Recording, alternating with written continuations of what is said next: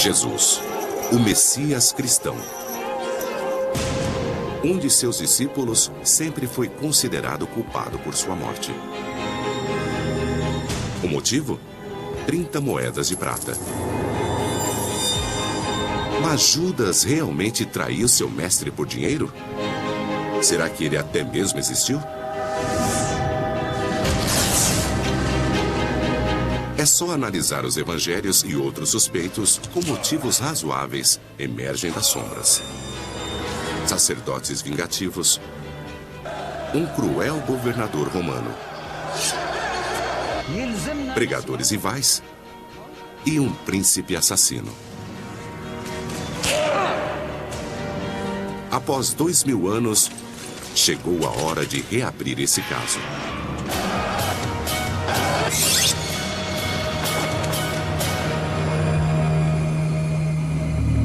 Jesus, as últimas 24 horas.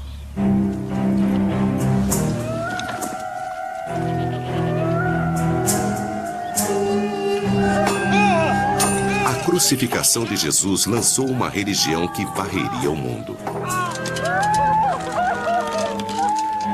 A história da Páscoa e dos últimos 5 dias de Jesus em Jerusalém é fundamental para a fé cristã.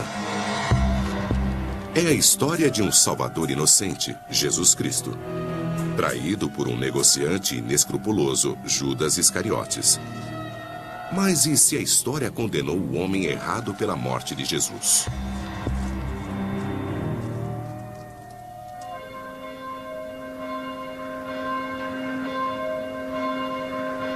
Jerusalém, a cena do crime.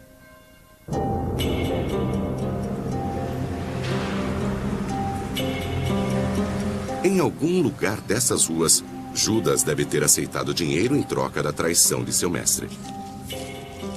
Soube que precisam de informações. Ninguém nega que alguém engendrou a morte de Jesus.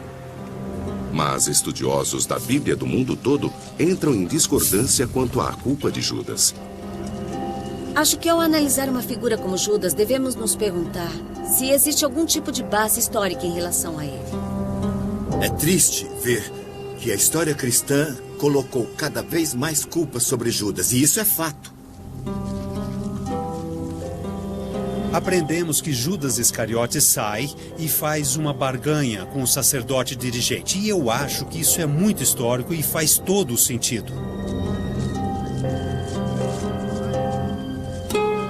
Uma equipe de historiadores e teólogos irão liderar uma investigação desse caso encerrado. Eles vão se debruçar sobre os 4 evangelhos do Novo Testamento e realizar exames forenses nas cenas icônicas da Semana Santa. Um dos maiores desafios para os estudiosos da história de Jesus é determinar por que Jesus morreu e quem foi o responsável. Eles irão comparar os evangelhos entre si e com fontes históricas. Minha tarefa é analisar todos esses dados e ignorar a teologia para encontrar evidências de história real. Eles vão traçar os perfis de cada suspeito. Alguns deles são surpreendentes, mas totalmente plausíveis. Pôncio Pilatos foi o responsável? A hierarquia judaica foi responsável? Judas Iscariotes foi o responsável? As massas foram as responsáveis? Quem foi responsável pela morte de Jesus? Este é um dos mistérios pelos quais os estudiosos tentam se enveredar. E não é de surpreender que estudiosos diferentes encontrem respostas diferentes.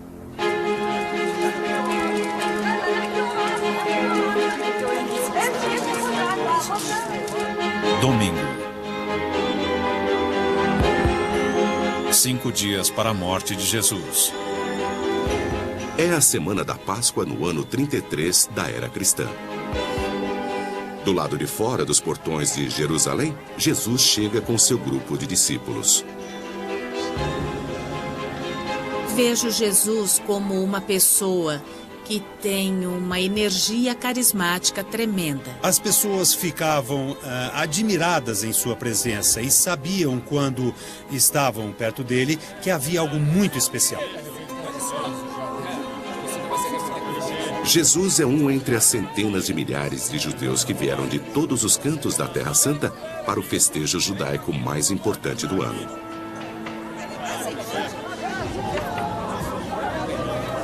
A A semana da Páscoa em Jerusalém devia ser uma grande loucura. Não se esqueça que a Torá, a Bíblia judaica, diz que você tem uma obrigação. Você tem que ir a Jerusalém celebrar a Páscoa e deve fazer isso todos os anos. Mas segundo os evangelhos, este ano é diferente, porque Jesus de Nazaré está prestes a trazer um novo reino de Deus. Escuta. Vão até o vilarejo. Sim, senhor. Assim que vocês entrarem, verão um burro. Sim, sim. Desamarrem-no e tragam-no até mim. Entenderam? Tudo bem, vamos. Os evangelhos dizem que Jesus cumpre a profecia do Velho Testamento que, montado num burro, o Messias entraria triunfante em Jerusalém. Vamos receber o nosso Messias. Recebam bem o nosso Messias. Vamos dar boas-vindas ao nosso Messias. Ele é o nosso Messias.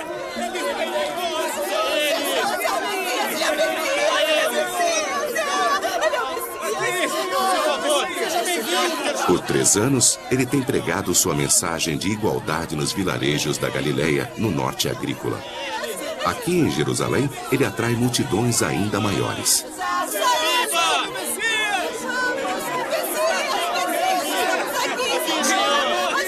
Claro que ele estava em contato com as necessidades do povo. E como ele mesmo tinha crescido na pobreza, num círculo de camponeses e tinha forte sensibilidade para o sofrimento do povo. Mas os 4 evangelhos revelam que existem vários homens que se sentem ameaçados por sua mensagem e por seu poder sobre o povo. Os suspeitos são os seguintes: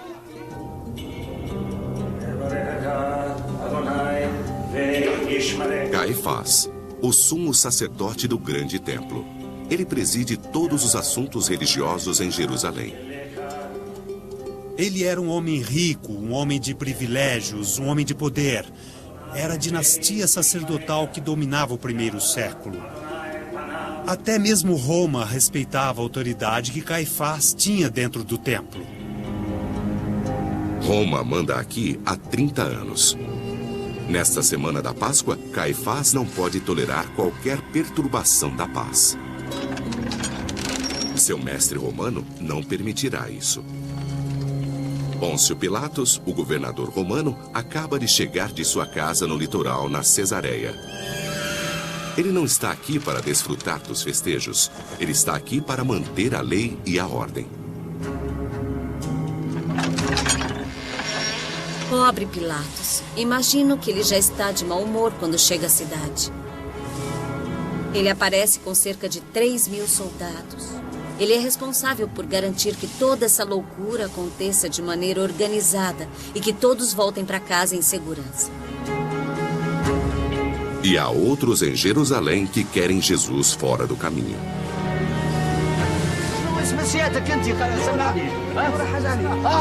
Os fariseus, uma seita judaica ortodoxa que entrou em conflito com Jesus repetidas vezes durante esses 3 anos.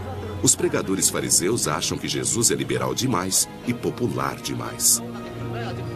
Sabemos que alguns dos fariseus, e o grupo é grande, alguns dos fariseus estão importunando Jesus, estão tentando enganá-lo. Provavelmente eles sentem inveja, esse homem tem seguidores.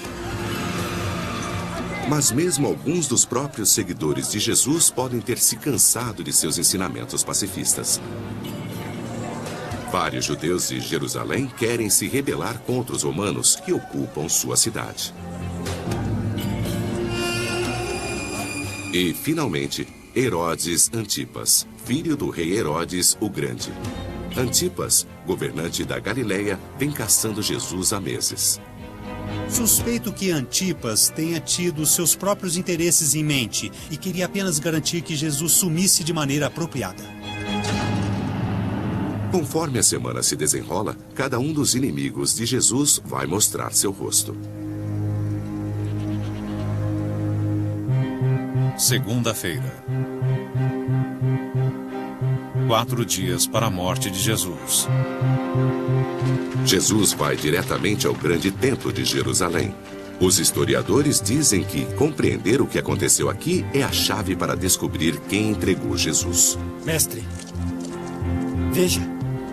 As atitudes dele, nesse dia, farão seus inimigos saírem das sombras. Vamos. Para Jesus, o templo deve ser uma casa de Deus. Mas os evangelhos dizem que era dominado por um clã de sacerdotes vigaristas e repleto de trapaceiros e charlatães.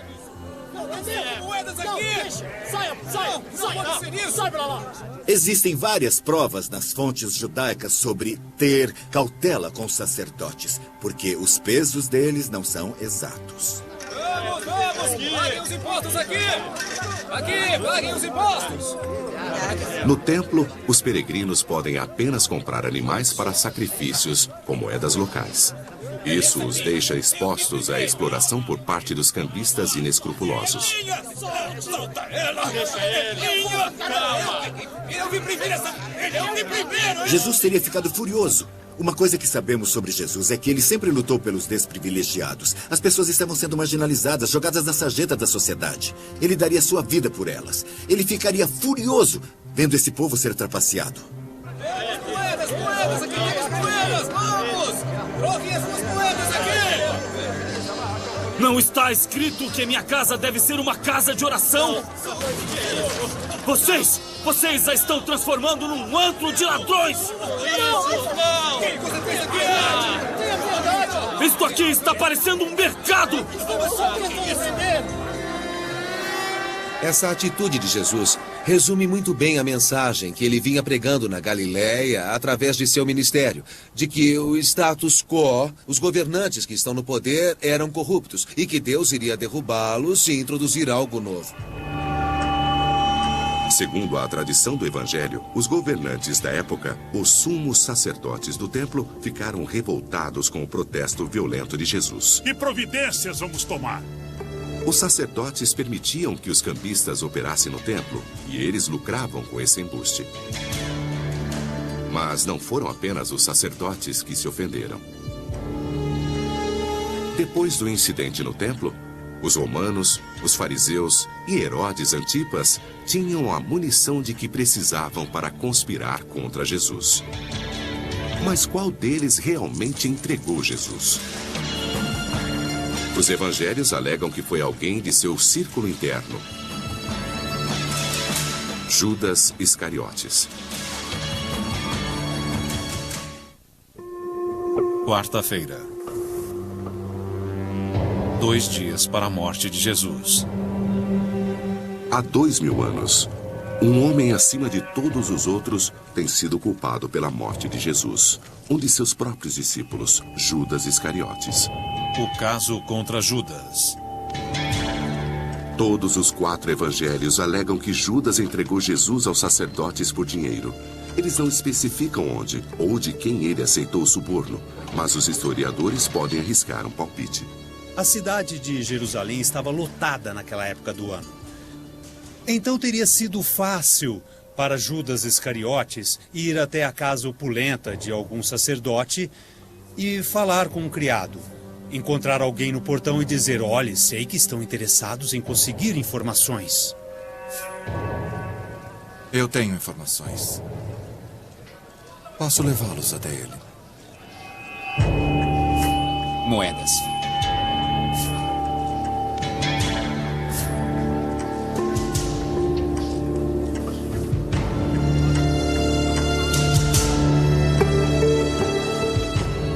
Segundo o Evangelho, um dia depois de Judas aceitar o dinheiro, Jesus e seus discípulos se reuniram para a ceia da Páscoa.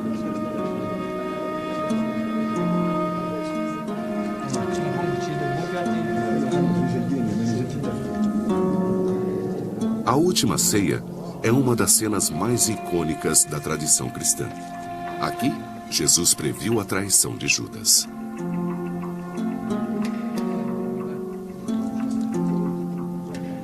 O que foi escrito deve ser cumprido. Aquele que divide o pão comigo vai se virar contra mim.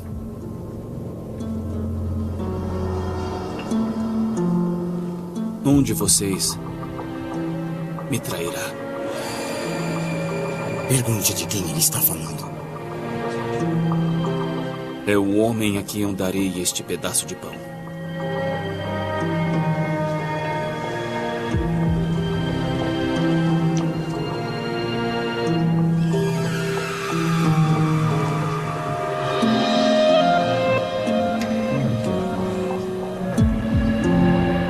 Evangelho de João, Judas se embrenha na escuridão para revelar aos sacerdotes onde Jesus poderá ser encontrado mais tarde, naquela mesma noite. Vá.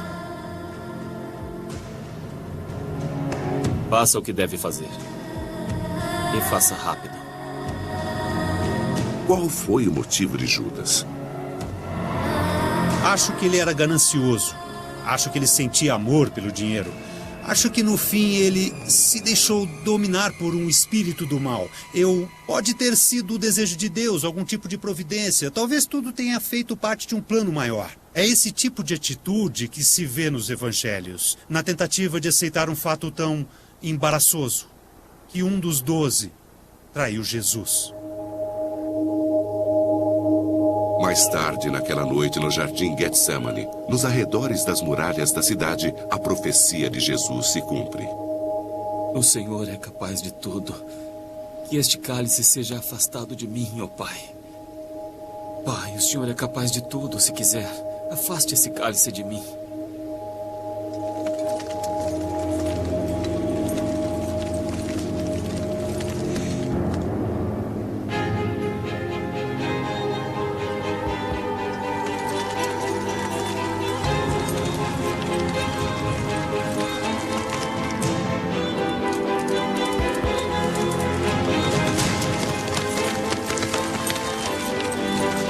Por que estão dormindo? Levantem-se.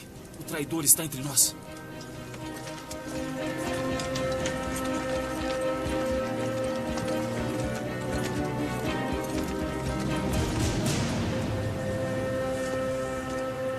Mestre. Amigo. Faça o que você veio fazer. Judas identifica Jesus para um grupo de guardas do templo enviados pelos sacerdotes para prendê-lo. Você traiu o Filho do Homem com um beijo. Mas Judas realmente traiu Jesus? Alguns historiadores apontam grandes falhas no caso contra Judas. A primeira surge no Evangelho de João, que afirma que Judas era o tesoureiro do grupo.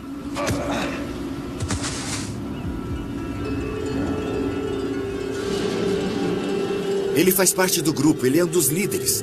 O motivo não pode ser aquele que Mateus indica. Mateus disse que ele queria dinheiro. Bom, ele era encarregado do dinheiro do grupo. Ele só precisava dizer, fiquem longe de mim, não está dando certo, eu vou fugir com o dinheiro. E ele teria conseguido muito mais dinheiro do que as meras moedas que dizem que ele recebeu. 30 moedas de prata não eram nada. Mas se não foi por dinheiro, há outro motivo para a traição de Judas escondido nos evangelhos?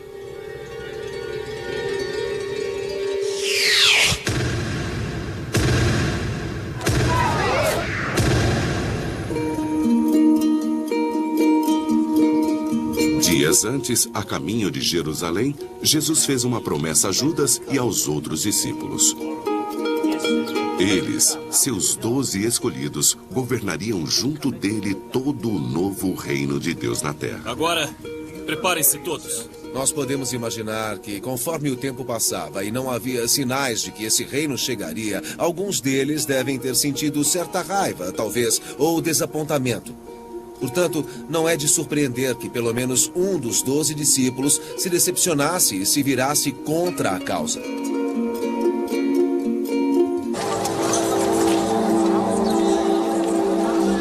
Se já estava desiludido, Judas pode ter tomado sua decisão quando o grupo chegou a Jerusalém, o centro do poder político e religioso.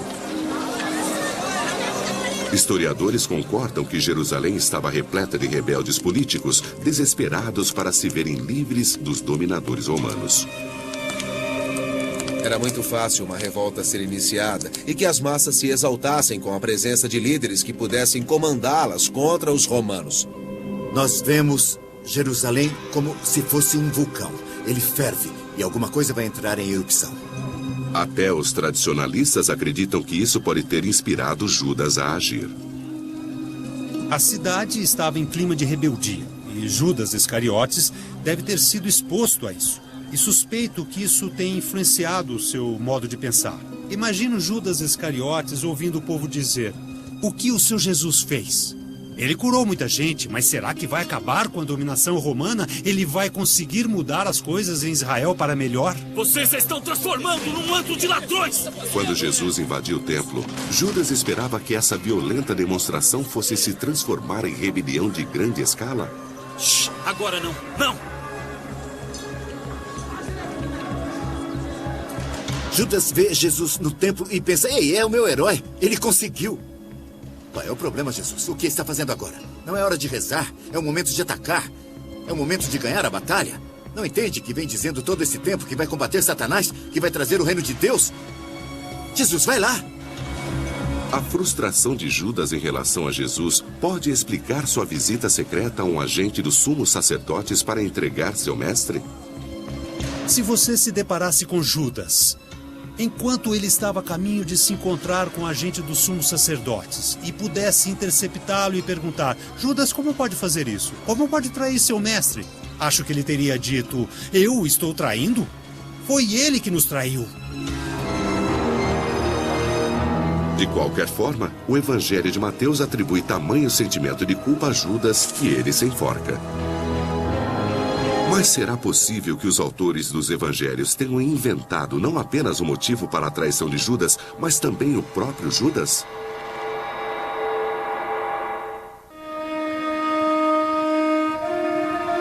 Se Judas entregou Jesus porque queria se rebelar contra os romanos, então por que ele sempre é apresentado como se tivesse traído Jesus por dinheiro?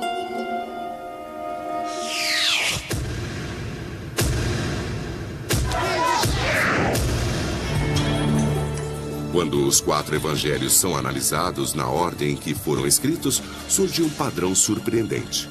O personagem de Judas vai ficando progressivamente mais ganancioso e mais vilanesco. No primeiro evangelho escrito, o de Marcos, Judas aceita dinheiro como suborno. No segundo, o de Mateus, descreve-se a quantia exata, 30 moedas de prata. Mas no terceiro e no quarto evangelhos, os de Lucas e João, Judas não traz Jesus apenas por dinheiro. Judas traz Jesus por estar possuído pelo demônio. No Evangelho de Lucas, Satanás já dominou Judas. E quando chegamos ao Evangelho de João, Judas é a encarnação das forças da escuridão. Então, por que os evangelhos literalmente demonizam Judas? A resposta pode estar no momento e no lugar onde os evangelhos foram escritos. Roma, 64 depois de Cristo. Uma geração após a morte de Jesus, o cristianismo havia se espalhado pelo Mediterrâneo e chegado até Roma. Mas declarar-se abertamente cristão na capital do império poderia custar a vida.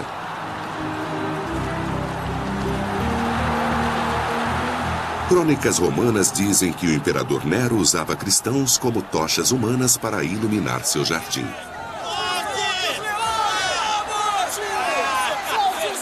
Ele também inventou uma nova forma diabólica de entretenimento: alimentar leões com cristãos.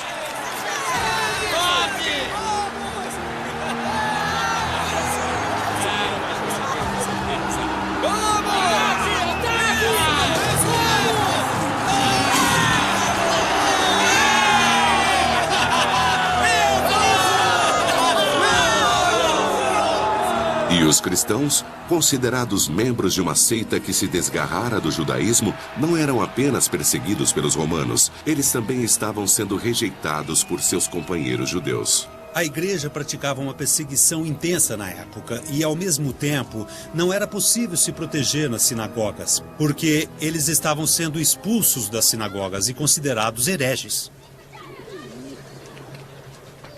Nas décadas após a morte de Jesus, os primeiros cristãos faziam parte de um movimento basicamente clandestino.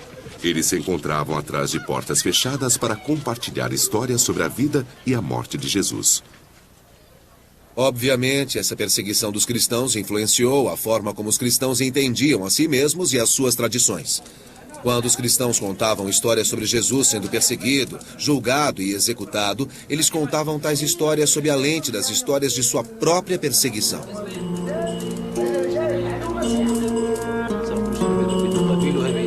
Mas todo o panorama político estava prestes a mudar radicalmente. Em Jerusalém, em 66 da era cristã, os judeus se rebelaram contra seus ocupantes romanos.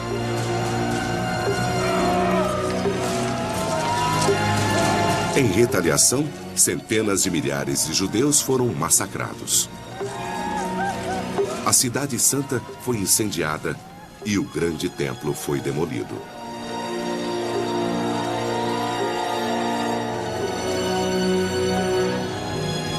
Aquilo foi como o 11 de setembro. Foi inacreditável. Era a única coisa que eles conheciam que duraria por toda a eternidade. E a destruição disso chocou todo o mundo. Vários historiadores agora acreditam que quando os primeiros cristãos escreveram suas histórias sobre Jesus na forma dos evangelhos, eles tiveram que tomar uma difícil decisão estratégica. Deviam tomar partido de sua antiga religião, o judaísmo, ou deviam se aliar a Roma? O fato dos evangelhos serem escritos à luz da Primeira Guerra Judaica mostra que os autores se perguntavam: qual é o nosso lugar? Fazemos parte do povo conquistado? Fazemos parte do grupo dos judeus que recentemente foram totalmente arrasados pelos romanos? Ou há um jeito de argumentar que não nos opomos a Roma, que não nos opomos ao Império?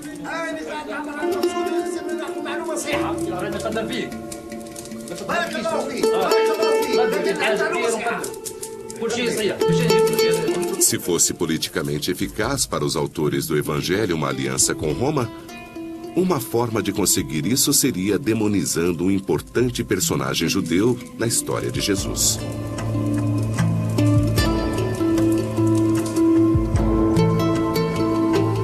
Alguns especialistas levam tal argumento ainda mais longe. Para eles, o personagem de Judas parece ser tão artificial que a questão é se ele realmente existiu.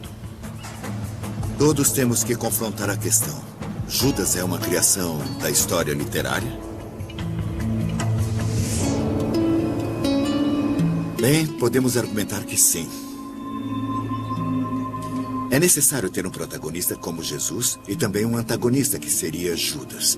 Assim tem-se uma bela história. O fato de o nome de Judas ser Yehudá, ou judeu, é outra razão para nos perguntarmos se ele é, na verdade, um símbolo do mal, não uma pessoa que existiu. Mas nem todos os especialistas compartilham dessa visão. Quem é que vai inventar uma história sobre Jesus apontando um dos discípulos como traidor? Não tem como. Acho que Judas é um personagem real e tenho certeza de que ele foi retratado e mais tarde visto por várias gerações da maneira como é visto, porque ele é uma personificação do mal, assim como Jesus é a personificação do bem supremo. Recebam o nosso Messias. Ele é o Seja nosso qual for a Messias. verdade histórica, a história de Judas tornou-se central na crença cristã. Mas se o papel de Judas foi distorcido ou até mesmo inventado pelos autores dos evangelhos para que eles se distanciassem dos judeus, então quem entregou Jesus? Terça-feira. 3 dias para a morte de Jesus. Se o principal suspeito por trás da morte de Jesus, Judas Iscariotes, foi um artifício literário, então a investigação de assassinato continua aberta. Se o reino de Deus chegar amanhã, vocês estão prontos? Havia outros suspeitos em Jerusalém naquela semana, com fortes motivos para desejar a morte de Jesus. Se vocês acordarem pela manhã... Há 2 dias, Jesus vem pregando em todos os cantos do templo. Aqui, ele vai cruzar armas com um velho inimigo, os fariseus. O caso contra os fariseus. Por 3 anos na Galileia, Jesus havia se enfurecido contra os fariseus, uma seita religiosa de extremistas judeus que seguiam rigidamente as tradições do Torá. Jesus acreditava que eles respeitavam a palavra, mas não o espírito da lei. Os fariseus queriam que o povo continuasse num certo estado de pureza o tempo todo, coisa que na verdade era apenas exigida no templo. E Jesus Ele discordava disso, ele não concordava que era preciso lavar as mãos o tempo todo, ele não concordava com as rígidas normas de Sabá, não era permitido colher nem um grão de trigo para comer. Ele devia ser o maior antagonista dos fariseus. Segundo o Evangelho de Marcos, a intenção dos fariseus era destruir Jesus, e eles planejaram uma armadilha para ele. Mestre, eu tenho uma pergunta. O senhor é um homem honesto. Nós sabemos disso. O senhor nos ensina apenas a lei de Deus. Então, minha pergunta é: devemos ou não pagar impostos ao imperador romano?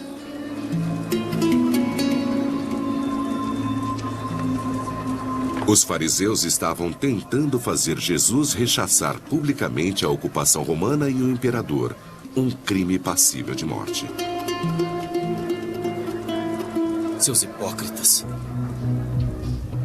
Por que estão tentando me enganar?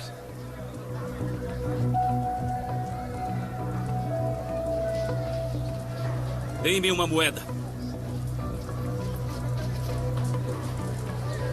Uma moeda! Sim, deem-lhe uma moeda. Deem-me uma moeda.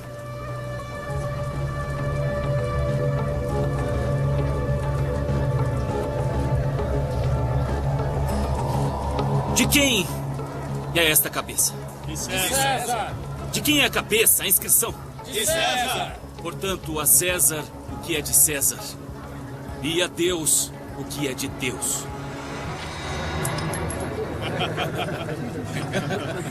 Quando ele dá essa resposta aos fariseus, eles não gostam muito, porque parece que ele é mais inteligente, mais forte e mais claro do que eles próprios. E sua tentativa de envergonhar Jesus acaba voltando contra eles mesmos. Por anos, Jesus vinha atraindo seguidores entre os fariseus da Galileia. Agora, na própria Cidade Santa, Jesus os humilha publicamente. Vocês se consideram defensores da Torá. Seus fariseus. Vocês são como tumbas pintadas com cal. Por fora parecem perfeitas, mas por dentro estão repletas de ossos e imundície. Cobras, ninho de víboras, acham que vão escapar de serem enviados ao inferno. Por fim, Jesus zomba dos fariseus, lembrando a eles que seus ancestrais haviam matado os primeiros profetas. Ele os desafia a matá-lo também. Vocês constroem suas tumbas e monumentos dedicados aos santos e dizem: se tivéssemos vivido nos tempos de nossos ancestrais, jamais teríamos participado do assassinato dos profetas. Portanto, vocês reconhecem que são filhos dos homens que mataram os profetas. Então, vão em frente e terminem o que os seus ancestrais começaram. A armadilha dos fariseus falhou, mas alguns especialistas sugerem que o incidente pode ter fortalecido sua decisão de se livrarem de Jesus. Qual é a reação humana mais lógica quando passamos vergonha? Vamos nos unir ao grupo que vai sumir com esse homem. Ele está nos envergonhando. Ei, tenham dó. Nós somos grandes mestres. Todos sabem disso. Somos os fariseus. Então, eu lhe pergunto, quem entregou Jesus? Vamos admitir que alguns fariseus podem estar por trás disso. Recebam o nosso Messias. No momento em que colocou os pés em Jerusalém, Jesus mexeu no vespeiro.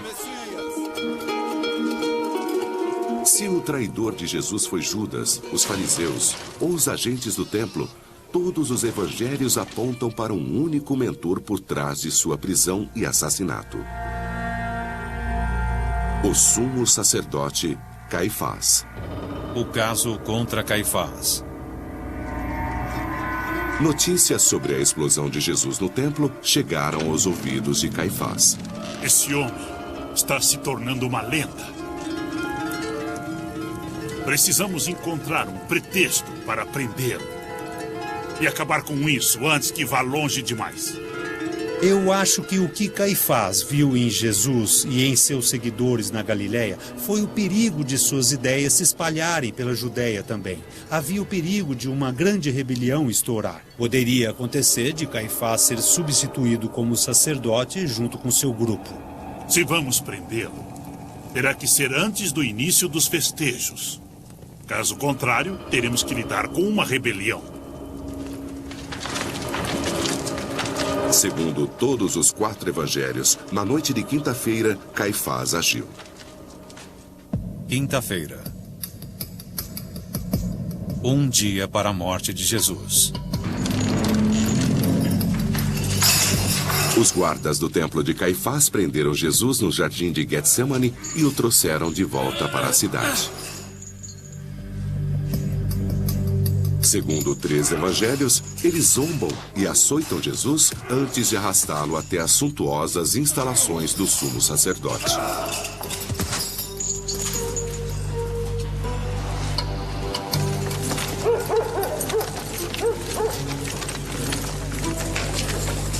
Aqui, Caifás o aguarda com os outros membros do Alto Conselho Judaico, o Sinédrio.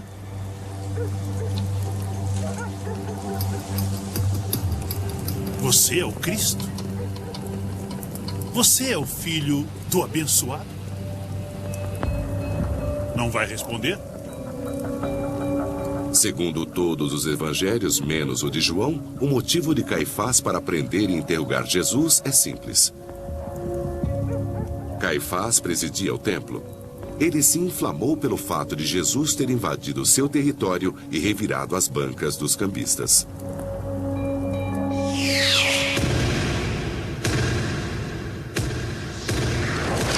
Não está escrito que minha casa deve ser uma casa de oração? O caso contra Caifás depende da credibilidade deste evento crucial no templo. A tradição cristã diz que as ações de Jesus foram tão dramáticas que ele limpou o templo da corrupção. Mas alguns especialistas analisam a estrutura física do lugar e duvidam que um homem possa ter causado tamanha comoção. O templo tem uma área enorme. Cabem aproximadamente 25 campos de futebol dentro desse templo. E com tantos peregrinos em Jerusalém para a Páscoa, o templo estaria lotado. Pense num aeroporto pouco antes da véspera do Natal. É dessa quantidade de gente que estamos falando. Se Jesus tivesse realmente feito isso dentro do templo, eu me pergunto quantas pessoas teriam visto? Será que pessoas a 15 metros de distância teriam visto o que aconteceu? Quem poderia ter visto toda essa ação?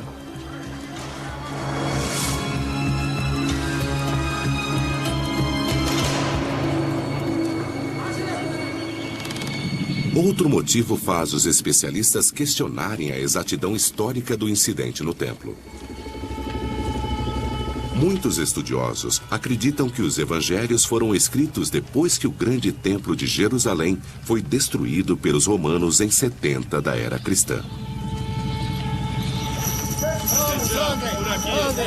Alguns sugerem que o incidente no templo, descrito nos evangelhos, é uma metáfora para a destruição do templo, mais de 35 anos depois da morte de Jesus. É por aqui! Quando os cristãos eram judeus, que eu suponho ser o caso dos autores dos evangelhos, esse foi um acontecimento religioso realmente significativo. E uma das maneiras de afirmar isso é incluindo a destruição do templo em suas histórias sobre a morte de Jesus. A virada das mesas simboliza uma espécie de destruição, deixa a situação meio incerta e o que os autores dos evangelhos estão tentando explicar é porque o templo foi destruído. Há uma última prova que sugere que a explosão de Jesus no templo não ter sido motivo para Caifás mandar prendê-lo. No Evangelho de João, Jesus revira as bancas dos cambistas. Mas ele faz isso 3 anos antes, durante outra visita a Jerusalém. E não houve consequência alguma. Isto aqui está parecendo um mercado! Se o incidente no templo foi escrito para explicar um evento que ocorreu décadas mais tarde, vem a pergunta: será que isso aconteceu mesmo? E se não houve agitação no templo naquela semana, o motivo de Caifás para executar Jesus desaparece. Mas o caso contra Caifás, o sumo sacerdote, não está encerrado.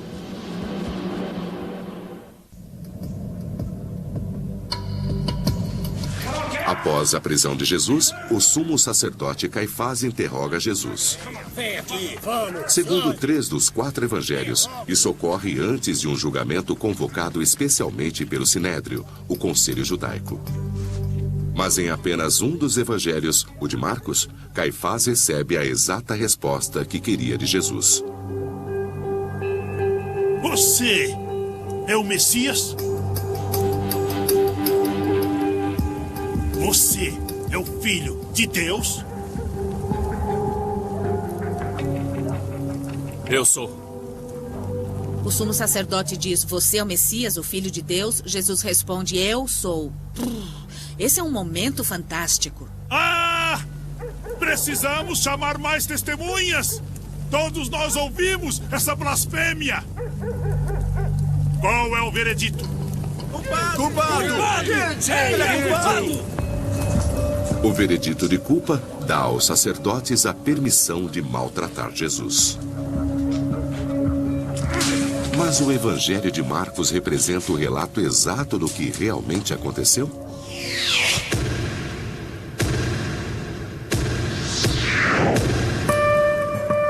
Em Marcos, Jesus incrimina a si mesmo. Você é o Filho de Deus? Eu sou. Mas em Lucas e Mateus, quando Caifás lhe faz a mesma pergunta, Jesus astuciosamente foge da armadilha. Você é o Filho de Deus? Você está dizendo que sou. Mais uma vez, colocando-se lado a lado às 4 versões do Evangelho para o julgamento, surge uma série de contradições. Em Marcos e Mateus, o julgamento acontece à noite. Mas em Lucas, ele ocorre durante o dia. Em Mateus e Marcos, testemunhas depõem contra Jesus. Mas em Lucas, não há testemunhas. Eu acho muito difícil confiar nos relatos do julgamento de Jesus perante o Sinédrio, porque nós não temos fontes confiáveis de informação. Jesus foi morto no dia seguinte, então não pôde contar a ninguém o que aconteceu. E eu não creio que as autoridades judaicas se colocaram à disposição de quaisquer pesquisadores cristãos. Com julgamento ou não, os poderes de Caifás como sumo sacerdote eram limitados. Historiadores da época, como Filo e Joséfo, revelam que apenas os romanos tinham poder para mandar executar um homem. Jesus, as últimas 24 horas.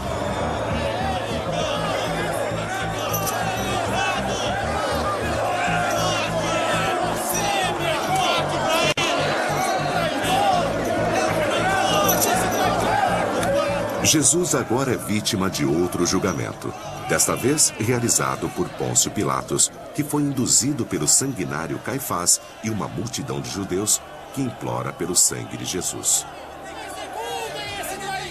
O que é isso? O que está acontecendo aqui? Caifás? Esse homem é um problema. Ele é um arruaceiro. Esse homem deve morrer! Crucifique-o! Crucifique-o! Crucifique-o! Pilatos invoca o que os evangelhos chamam de antiga tradição de Páscoa para libertar um prisioneiro. Barrabás, um rebelde assassino, é trazido ao lado de Jesus. E uma escolha é oferecida à multidão. Posso libertar um homem. Devo libertar este homem, um assassino e rebelde? Ou o seu rei dos judeus? Barrabás! Liberte Barrabás! Liberte Barrabás! Barrabás! E este homem? Crucifique-o! Crucifique-o! Caifás é retratado como um agitador da multidão. Mas a exemplo do que acontece com a descrição de Judas, há uma mudança significativa de um evangelho para outro. O primeiro evangelho, o de Marcos, escrito cerca de 35 anos após a morte de Jesus, descreve simplesmente uma multidão. Em Mateus, são as multidões que querem ver Jesus morto. Em Lucas, são as turbas. E em João, escrito cerca de 90 anos depois, é todo um povo. Todo um povo, que significa toda a nação de Israel. Como explicar essa progressão? Está bem claro, é para demonizar os judeus, para deixar claro que os judeus crucificaram Jesus e que, no fim das contas, Jesus não era judeu. No Evangelho de Mateus, a multidão de judeus já confessou sua culpa. De fato, eles a celebram. A multidão de judeus grita: o sangue de Deus é derramado por nós e nossos filhos. Então, a multidão de judeus assumindo a responsabilidade pela morte de Jesus, mas dizendo que a futura geração de judeus também será responsável pela morte dele. Estudiosos argumentam que o fato de todos os judeus terem aceitado essa responsabilidade no Evangelho de Mateus foi levado ao pé da letra pelos cristãos na Idade Média. Isso, obviamente, causou terríveis atos de antissemitismo ao longo dos séculos. Quando os cristãos subiram ao poder, eles puderam se aproveitar disso para dizer que os judeus tinham aceitado a culpa pela morte de Jesus, que eles eram assassinos de Cristo e que mereciam ser castigados. Se a história da paixão foi distorcida pelos autores dos evangelhos para incriminar os judeus, o papel histórico de Caifás também não teria sido distorcido?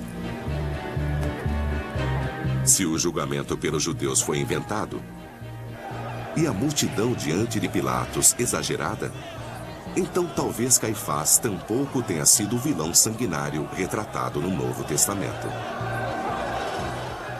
Eu rejeito totalmente a afirmação de Caifás querer que ele fosse crucificado. Isso faz parte da técnica dos autores dos evangelhos para exonerar os romanos e fazer com que alguém assuma o papel de perseguidor de Jesus. Mas se não foi Judas, Caifás ou os fariseus os responsáveis pela morte de Jesus, então quem foi? Sexta-feira. O dia da morte de Jesus.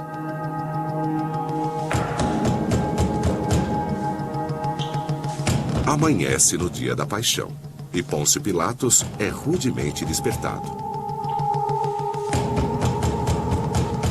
Se é verdade que os evangelhos injustamente marcaram Judas e Caifás como os principais conspiradores por trás da execução de Jesus, onde entra Pilatos, o governador romano? Ele é famoso por lavar as mãos da responsabilidade pela morte de Jesus. O caso contra Pilatos. O historiador do primeiro século, Joséfo, confirma que Pilatos determinou a sentença de Jesus. Mas será que Pilatos foi o culpado por trás de sua prisão e também por sua execução? Minha impressão de Pôncio Pilatos é que ele era o típico governador romano. Os governadores romanos eram cidadãos romanos das classes mais altas. Eles eram oficiais capazes que tinham o direito de controlar as províncias. Ele chega especialmente para a Páscoa. Um momento intrinsecamente político que celebra o nascimento de uma nação, que celebra uma libertação. Os ensinamentos de Jesus teriam sido particularmente vistos como provocativos para a época. Mesmo que não imaginemos que Jesus estivesse propondo qualquer revolta armada contra Roma, o simples fato de citar o reino durante a Páscoa teria sido particularmente agitador. É um feriado no qual Deus intervém em nome de Israel contra os opressores. Portanto, imagine se você for encarregado de manter a paz durante esses festejos.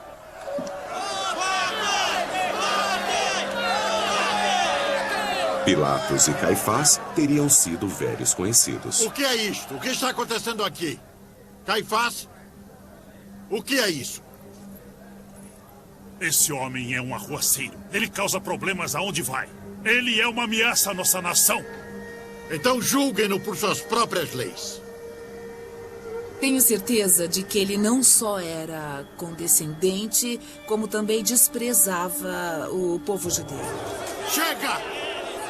É um povo que ele não consegue entender, é um povo que age e come de maneira diferente.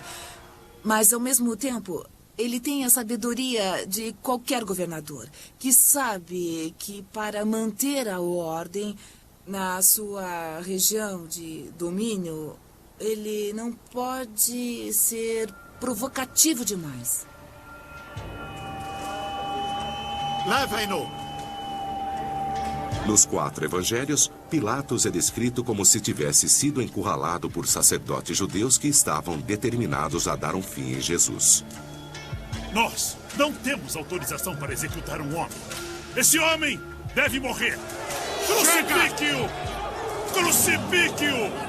Eu disse chega! Da mesma maneira que a multidão hostil cresce a cada evangelho, Pilatos torna-se cada vez mais compreensivo. Em Marcos, o primeiro evangelho, vemos um Pilatos indeciso, meramente relutante em se envolver no caso. Conforme os evangelhos se desenrolam, Pilatos fica cada vez mais gentil e o sumo sacerdote e os judeus ficam cada vez piores. Que mal esse homem cometeu! Crucifique-o! Na minha visão, ele não fez nada para merecer a morte. Ele só precisa ser açoitado. Por que o que ele fez? No último evangelho, o de João, Pilatos é retratado como temeroso e vítima das circunstâncias. Isso não é jeito de conduzir um julgamento.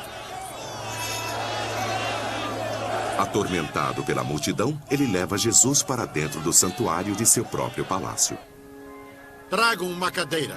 Para justificar a crucificação, ele deve encontrar provas de que Jesus está planejando uma revolta política.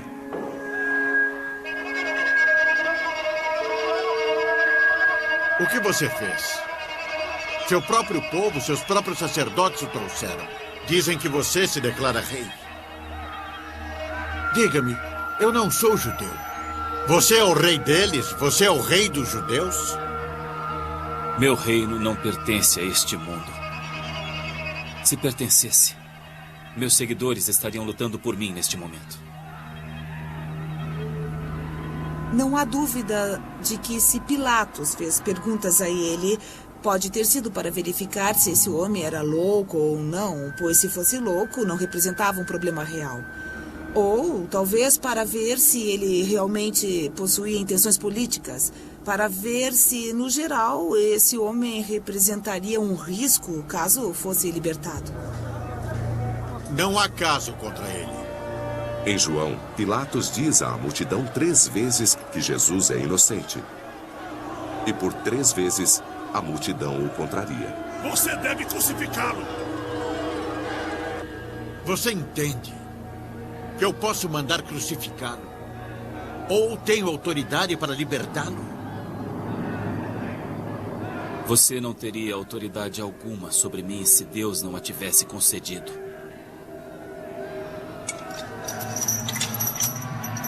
Parte da necessidade disso é para mostrar que Pôncio Pilatos é mais um lacaio do que um líder com autoridade. Ele está sendo convencido, não consegue se decidir.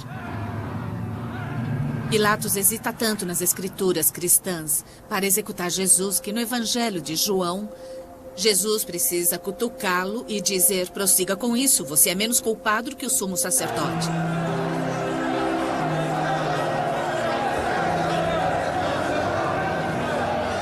Pilatos não consegue mais enfrentar a multidão insistente. E no Evangelho de Mateus, tragam água. Por fim, ele lava suas mãos da responsabilidade. Se é isso que querem, eu lavo minhas mãos do sangue deste homem. Condenem-no vocês mesmos. Mas a história sustenta isso? Pilatos era impotente e indeciso? Registros deixados pelos historiadores do século I sugerem que ele era um homem totalmente diferente.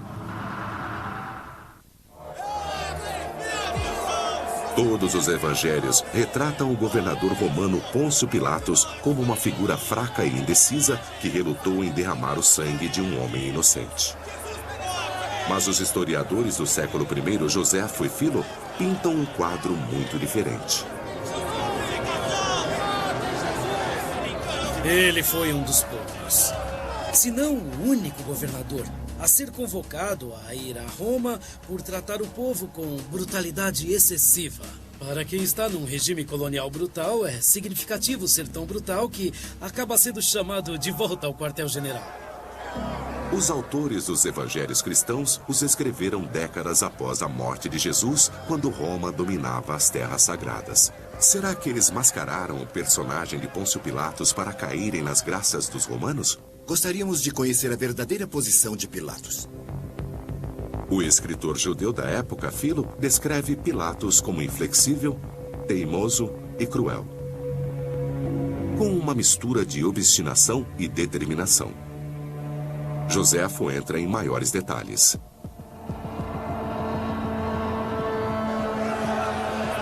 Alguns anos antes, ele reconta um terrível incidente que mostra que Pilatos era tudo menos fraco. Segundo Joséfo, Pilatos já havia enfrentado uma multidão em Jerusalém uma vez. Ele havia construído um aqueduto de 32 quilômetros para trazer água da fonte até Jerusalém. Projeto nobre, se ele não o tivesse financiado com fundos roubados do templo judeu. Uma multidão de moradores irritados cercava Pilatos e seus guardas. Pilatos parecia indefeso, mas estava longe disso. Ele havia planejado este momento meticulosamente. Ele ordenou que seus soldados se disfarçassem com vestes judaicas. Então, quando a multidão chegou perto demais, os soldados despiram-se das vestes e sacaram as espadas.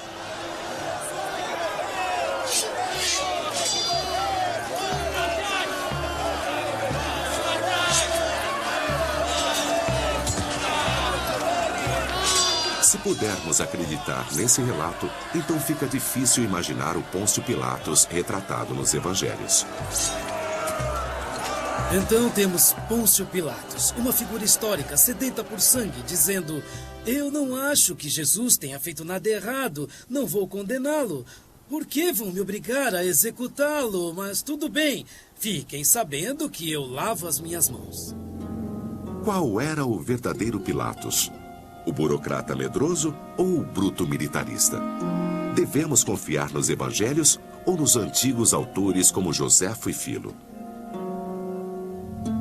Alguns argumentam que os autores, ambos historiadores e ambos judeus, não foram neutros. Eles o vilificam. Eles têm ressentimentos, eles têm preconceitos próprios. Tanto o Filo quanto o Joséfo, então, retratam Pilatos como um monstro, um homem extremamente corrupto. Mas se por outro lado os relatos de Joséfo e Filo estiverem corretos, as implicações são profundas. Eu vejo Pilatos como uma figura política que toma decisões rápidas e geralmente brutais. Ele não tinha interesse em Jesus, ele não era judeu, ele considerava esse povo uns idiotas, com ideias estranhas, e analisando Joséfo, a impressão é a mesma. Temos um Pilatos que é impiedoso, um Pilatos que é decidido.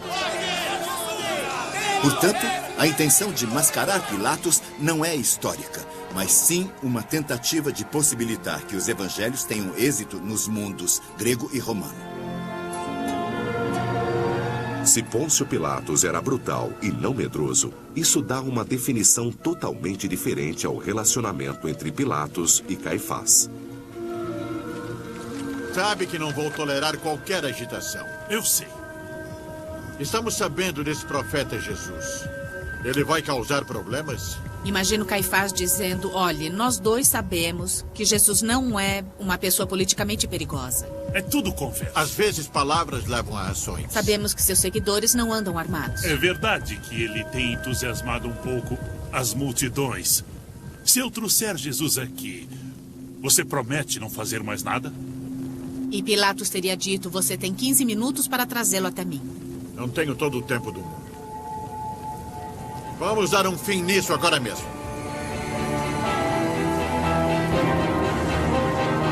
Se Pôncio Pilatos foi o único responsável pela morte de Jesus, talvez Jesus tenha sido um homem marcado para morrer desde o momento em que chegou a Jerusalém.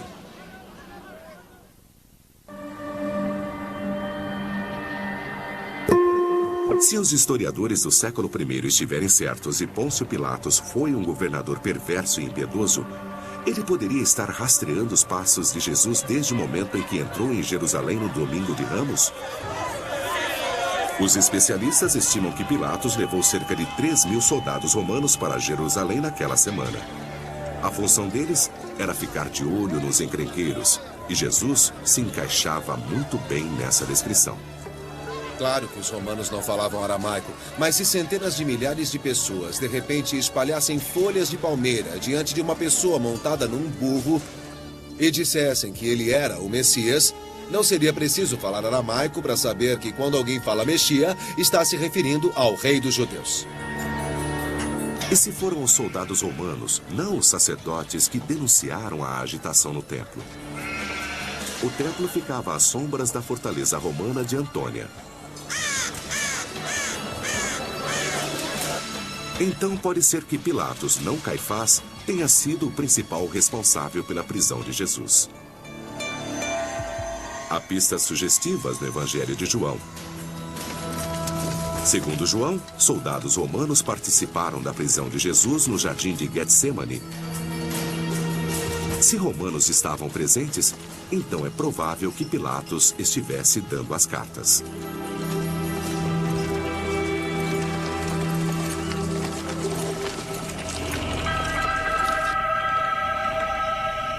Pilatos pode até ter enviado Jesus ao palácio de Caifás por acreditar que se tratava de um problema fundamentalmente judeu que o sumo sacerdote conseguiria resolver.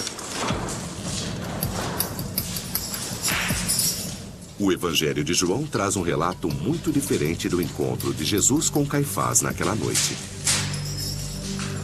Em João, Jesus não é tão maltratado pelos guardas de Caifás como descrevem os outros evangelhos. Não há um julgamento formal perante o Sinédrio.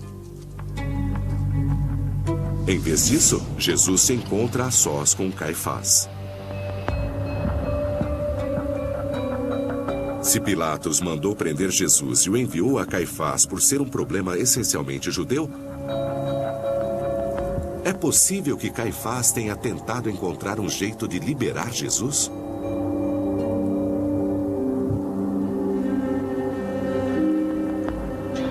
O que realmente aconteceu quando Caifás e Jesus se encontraram? Eu estou tentando ajudá-lo. Os judeus adoram chegar à verdade com debates e discussões. Isso é o bom judaísmo, porque apenas Deus guarda toda a verdade. Não eu pode estou ser dessa tentando ajudá-lo. Eu sei que está, Será mas que não você pode não ser percebe? assim. Provavelmente tiveram uma bela discussão. Eu não sei até onde posso ir. Todos os 4 evangelhos concordam que Jesus finalmente foi entregue a Pilatos. Mas se Pilatos não era um burocrata passivo, e sim um tirano impiedoso, como devemos interpretar os eventos que se seguiram?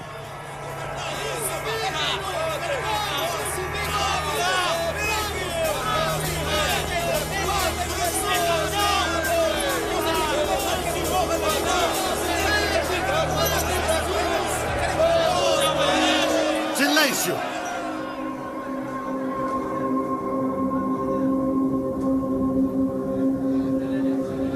Quer dizer que você se considera um rei. Você é o rei dos judeus? O militarista Pilatos, retratado nos registros históricos de Joséfo e Filo, certamente não teria sido acuado por uma multidão.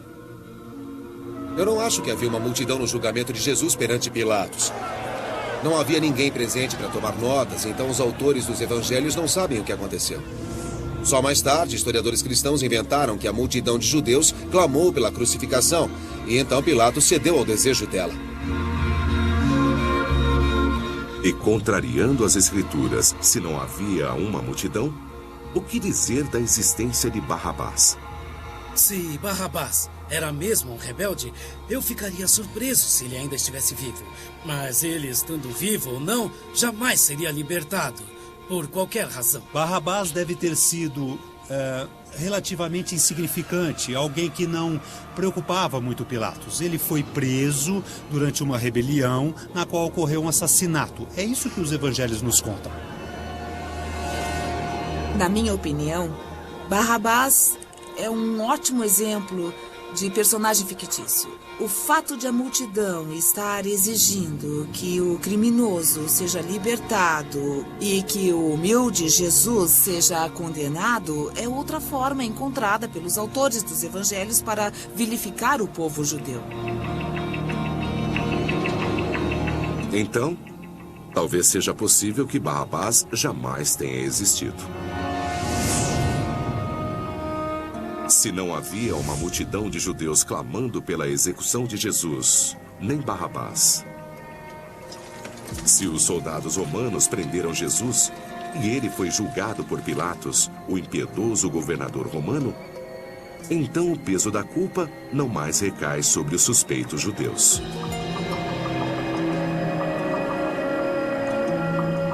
Mas se Pilatos de fato foi o único responsável pela prisão e execução de Jesus, leve-no. Qual foi o seu verdadeiro motivo? Será que ele queria apenas se livrar do arruaceiro? Ou será que fazia parte de uma conspiração maior? Existem outros personagens escondidos nos evangelhos responsáveis por incriminar Jesus? Ele é um arruaceiro. Ele causa agitação por onde passa. Começou na Galileia e agora se espalhou para cá. Ele é galileu. Sim, ele é. Nesse caso, ele está sujeito à autoridade de Herodes. Chame Herodes. Herodes Antipas era o governante judeu da Galileia e filho do famoso rei Herodes, o Grande. O caso contra Herodes Antipas. Segundo o Evangelho de Mateus, quando Jesus nasceu em Belém, Herodes o Grande ficou tão enraivecido com a notícia de que outro rei judeu havia nascido que ele ordenou que matassem todos os primogênitos da região. Agora, mais de 30 anos depois, será que seu filho Herodes Antipas tinha vindo a Jerusalém para terminar o trabalho do pai? Vou apontar outro suspeito, Herodes Antipas. Ele teria ficado furioso se qualquer um na sua região, a Galileia, levasse o crédito e a honra que apenas ele merecia. Ele queria ser assim como Herodes o Grande, o rei dos judeus.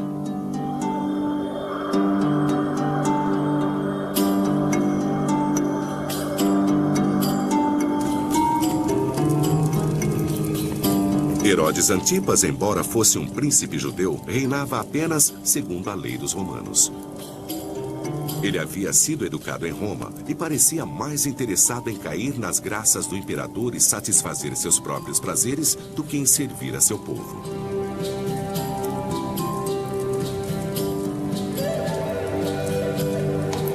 Antipas ficara enfurecido com os ensinamentos de João Batista, primo e mentor de Jesus, pois João declarara que o casamento incestuoso de Herodes era pecado. Herodes Antipas, ameaçado pela popularidade de João Batista, resolveu prendê-lo.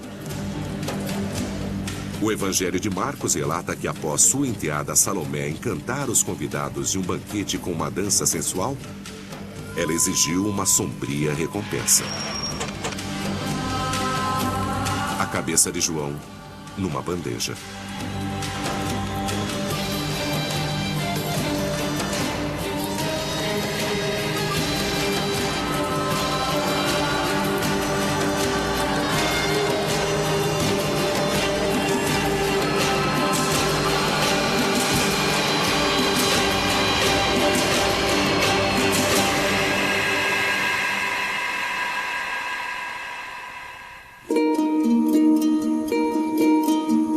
Marcos e Mateus escrevem que, quando Herodes Antipas ficou sabendo que outro pregador na Galileia se autodeclarava o Messias, seu medo foi que João Batista houvesse reencarnado.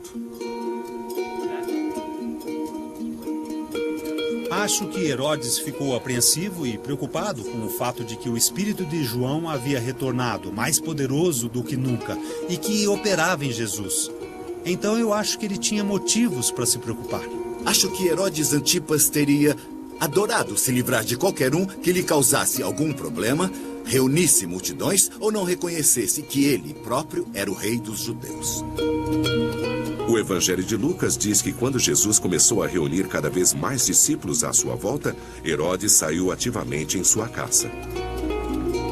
E talvez ele tivesse não apenas razões políticas, mas também financeiras para mandar executá-lo. A missão de Jesus era salvar os proscritos e os pecadores, e os coletores de impostos corruptos eram seu principal alvo. O Evangelho de Lucas revela que um de seus 12 apóstolos, Mateus, era um coletor de impostos que Jesus convenceu a abandonar seu posto. E Jesus havia estimulado outros coletores de impostos a abandonar sua vida de corrupção, fato que teria enfurecido Herodes. O coletor de impostos cobrava o máximo possível para poder enriquecer, e boa parte do dinheiro ficava com Herodes. Herodes queria dinheiro. Então Herodes queria que o coletor fosse o mais falso e mais injusto possível para conseguir mais dinheiro. E Jesus queria justiça. Segundo Lucas, até os fariseus, a seita judaica que repetidas vezes havia confrontado Jesus, enviaram a ele um aviso de que Herodes queria vê-lo morto. Isso indica que não era uma ameaça vazia. Pode dizer a essa raposa que hoje e amanhã estarei ocupado expulsando demônios e curando doentes, mas que em breve seguirei meu caminho. De qualquer forma, é inconcebível que um profeta tenha seu encontro com a morte em qualquer lugar que não seja Jerusalém.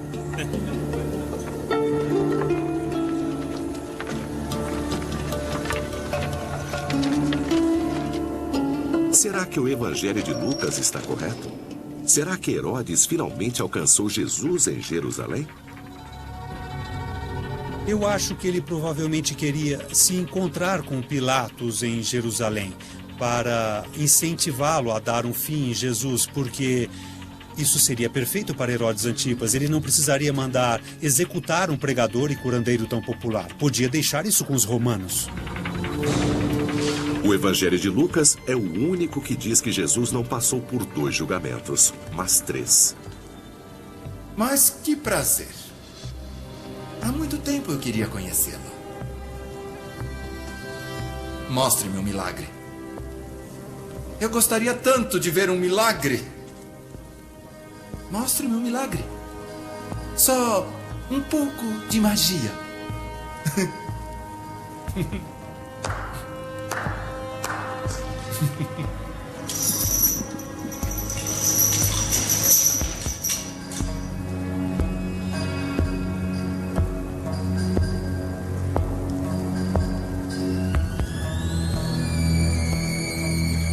Você é o Messias?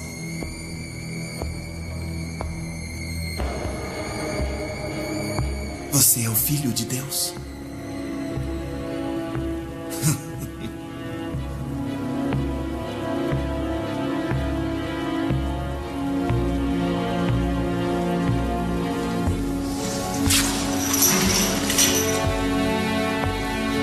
Segundo Lucas, Herodes zomba de Jesus e o obriga a usar as vestes de um rei.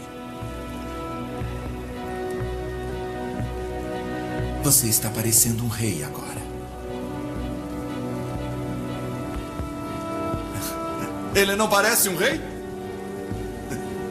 Herodes pode ter incriminado Jesus? Será que Pilatos mandou crucificar Jesus naquele dia para sedimentar uma relação politicamente valiosa para ambos? Citando o Evangelho de Lucas, naquele mesmo dia, Herodes e Pilatos se tornaram amigos.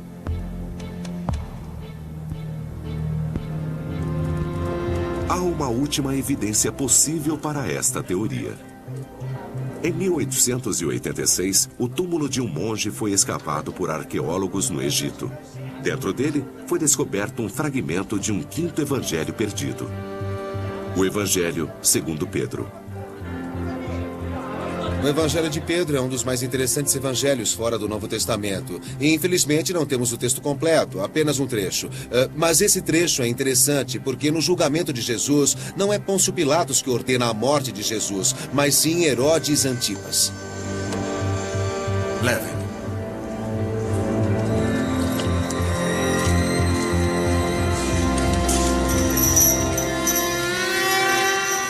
Eu imagino que havia outra pessoa em Jerusalém, naquela época, que realmente tinha a intenção de acabar com esse movimento insignificante que havia começado com João Batista e continuado com Jesus. Graças a Deus, ele entrou na minha toca. Peguem-no. Qual é o problema, pessoal? Esse é o Herodes Antipas que eu conheço.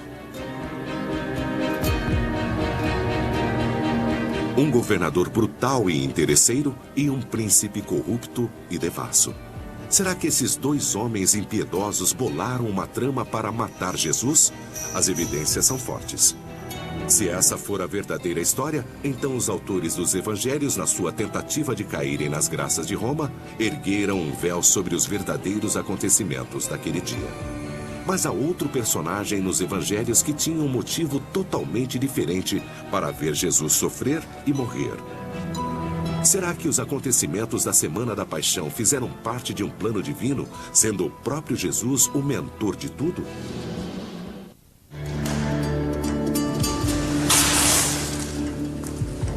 A morte de Jesus, segundo a ortodoxia cristã, foi parte de um plano divino no qual Deus sacrificou seu único filho para salvar os pecadores e trazê-los à redenção.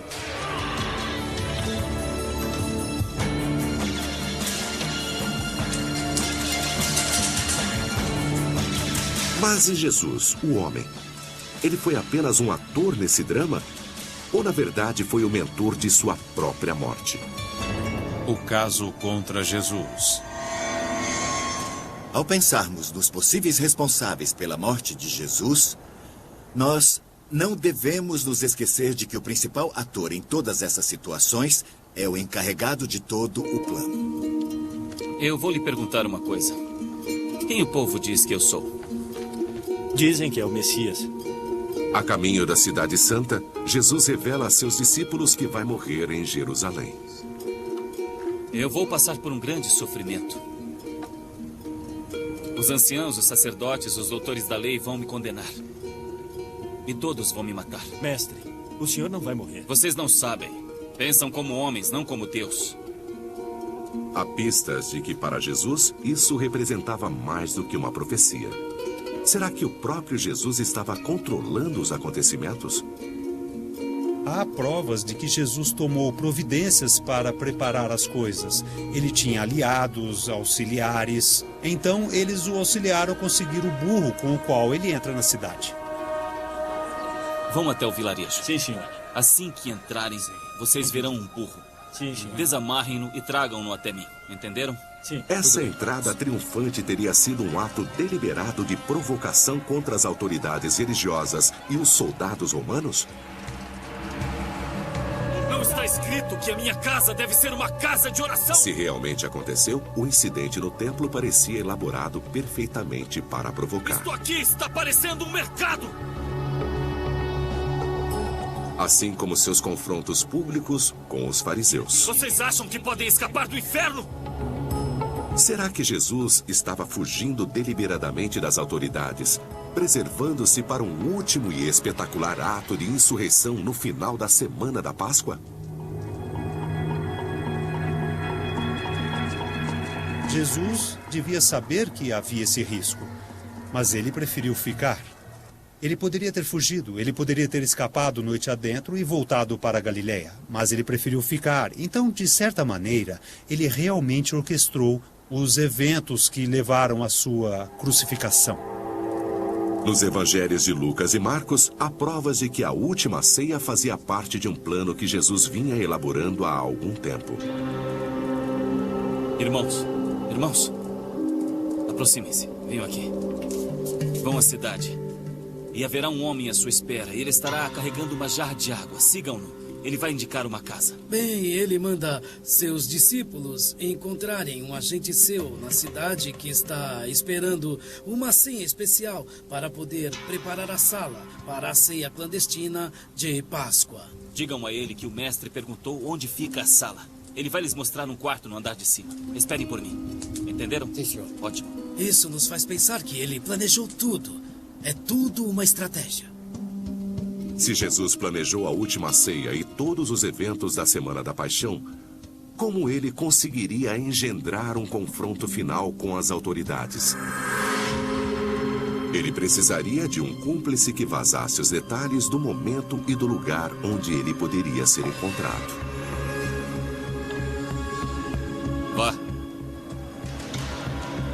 Faça o que deve fazer. E faça rápido. A traição de Judas fazia parte desse plano? Uma nova e extraordinária descoberta bíblica pode fornecer as provas. Em 1983, outro evangelho surgiu em Genebra, na Suíça. O evangelho descoberto mais recentemente é o Evangelho de Judas, que foi publicado apenas poucos anos atrás e que traz um entendimento sobre Judas muito diferente daquele encontrado no Novo Testamento. No Evangelho de Judas, descobre-se que Judas era o único aliado de Jesus. Se fizer isso, seu nome será amaldiçoado por toda a eternidade. Mas faça isso por mim, e eu lhe revelarei os mistérios do reino.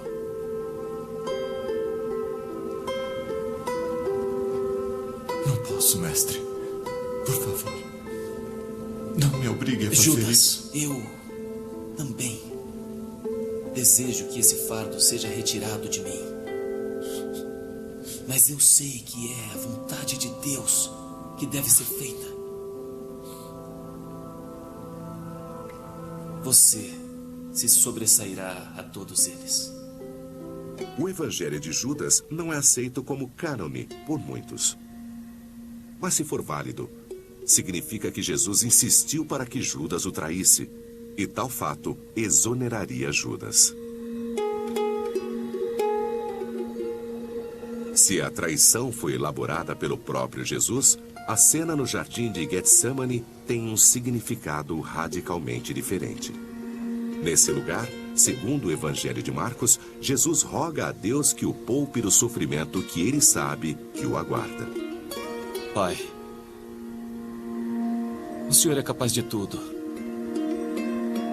Se puder, eu lhe peço, por favor, afaste de mim este cálice. Acho que o verdadeiro Jesus é visto em Getsemane quando ele se ajoelha e roga ao Pai do céu, dizendo: se for possível escapar do meu destino, é isso o que eu desejo. Mas então ele diz que o que deve ser feito não é a sua vontade, e sim a do Pai. Jesus teve dúvidas no último instante, antes do último confronto que ele havia planejado com precisão?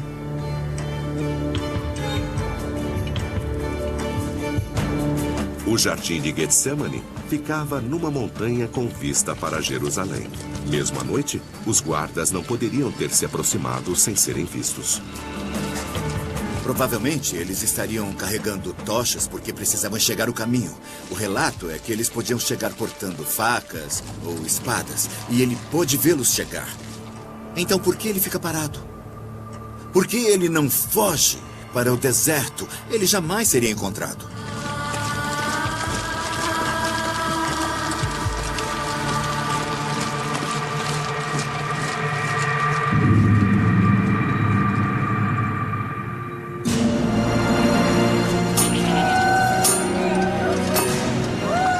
Dias após sua chegada à cidade, Jesus é pregado na cruz no topo de um monte nos arredores de Jerusalém.